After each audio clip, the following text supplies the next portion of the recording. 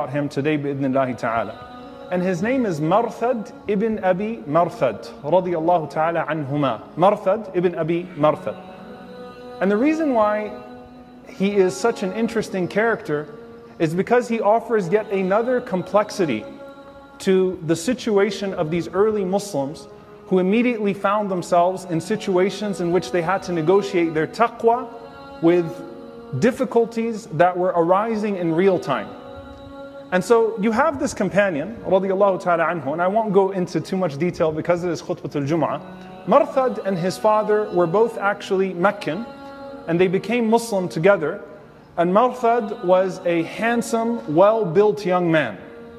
And he was someone who immediately dedicates himself to the Prophet ﷺ. He was a Halif of Hamza radiyallahu ta'ala anhu in Mecca, an ally of Hamza bin Abdul Muttalib in Mecca. And in Medina, he became the brother of Al-Aws ibn Samit radiyallahu ta'ala anhu, the great Ansari, the brother of Ubadat ibn Samit radiyallahu ta'ala anhu. Now, he has a very specific role in the seerah, and that is that he is the man that the Prophet ﷺ used to send on missions from Medina to rescue the poor prisoners in Mecca. So he's Meccan, but he's strong, he's smart, he knows Mecca inside out.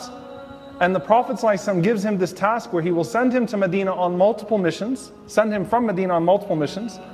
He'll basically park his camel in a place called Al-Idkhir, or his horse, or whatever it is that he was using to transport the prisoners.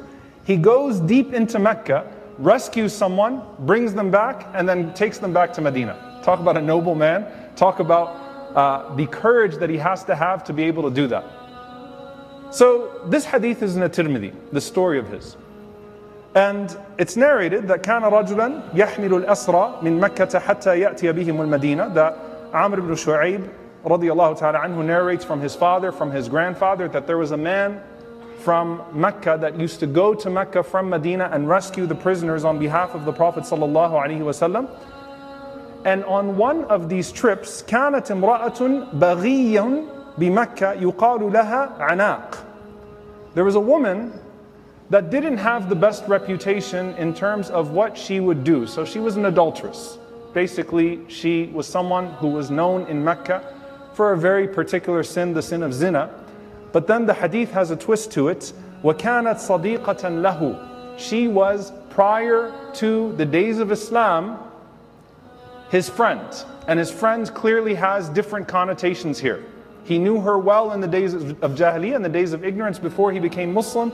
He used to have a relationship with her, and he hadn't spoken to her since he became Muslim.